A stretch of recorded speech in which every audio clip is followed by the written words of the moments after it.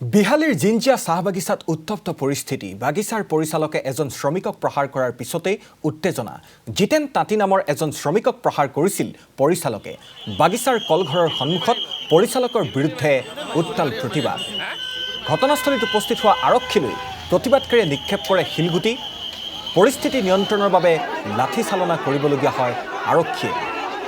কিছু দৃশ্য দেখুৱাইছো এক উত্তপ্ত পৰিস্থিতিৰ সৃষ্টি হৈছে ঘটনাস্থলীত উপস্থিত হোৱা আৰক্ষীলৈ শিলগুটি নিক্ষেপ কৰিছে প্ৰতিবাদকাৰীয়ে আৰু পৰিস্থিতি নিয়ন্ত্ৰণ কৰিবৰ বাবে লাঠি চালনা কৰিবলগীয়া হয় আৰক্ষীয়ে বিহালীৰ জিঞ্জিয়া চাহ বাগিচাত এজন শ্ৰমিকক প্ৰহাৰ কৰাৰ ঘটনাক লৈ এই উত্তপ্ত পৰিস্থিতিৰ সৃষ্টি হয়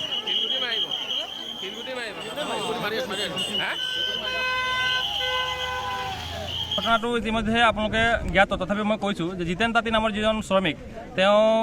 কিবা খৰি কাটিবলৈ বাগিচাৰ মানে ভিতৰতে খৰি কাটিব বা খৰি আনিবলৈ গৈছিলে সেই সময়ত মেনেজাৰে তেওঁক সেই বাগিচাৰ সেই স্পটতে সেই ঠাইতে তেওঁৰ ওপৰত মানে যিটো শাস্তি তেওঁক মাৰধৰ কৰা যিটো মানে এটা বেয়া পৰিৱেশ সৃষ্টি কৰিছিলে সেইটো কিন্তু কথাকে একদম সঁচাকৈ দুৰ্ভাগ্যজনক মানে বেয়া কথা বহুত দুখৰ কথা সেইটো কেতিয়াও হ'ব নালাগে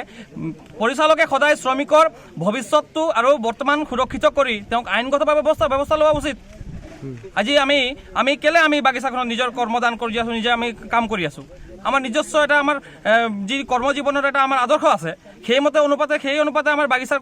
পৰিচালকে হওক বা কৰ্তৃপক্ষ হওক ব্যৱস্থা লওক কিন্তু শ্ৰমিকজনক মানে বেআইনীভাৱে মাৰপিট কৰিছে সেয়া কিন্তু সঁচাকৈ বহুত মানে গৰিহণাযোগ্য কথা আৰু এইটো আটচাই অসম চাহ জনজাতি স্বাস্থ্য সন্থাই আমি কিন্তু এইটো তীব্ৰভাৱে গৰিহণা জনাইছোঁ এয়া কিন্তু বহুত বেয়া কথা আৰু পৰৱৰ্তী সময়ত যাতে আমাৰ এই বাগিচাখনত জিঞ্জিয়া চাহ বাগিচাত যাতে সুচাৰুৰূপে খুব শান্তিপূৰ্ণভাৱে যে বাগিচাখন যাতে পৰিচালিত হওক চাহ শ্ৰমিকৰ ভৱিষ্যত সুৰক্ষিত হওক সেই প্ৰতি লক্ষ্য ৰাখি জিলা প্ৰশাসন বিভাগে যাতে বাগিচাখনৰ যাতে কঠোৰ নিৰ্দেশ প্ৰদান কৰক কথাটো হ'ল চাওক আপোনালোকে অসমৰ বিভিন্ন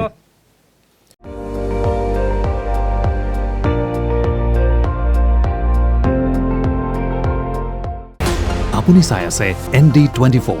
সৰ্বশ্ৰেষ্ঠ নহয় সৰ্বোত্তমৰ দৌৰত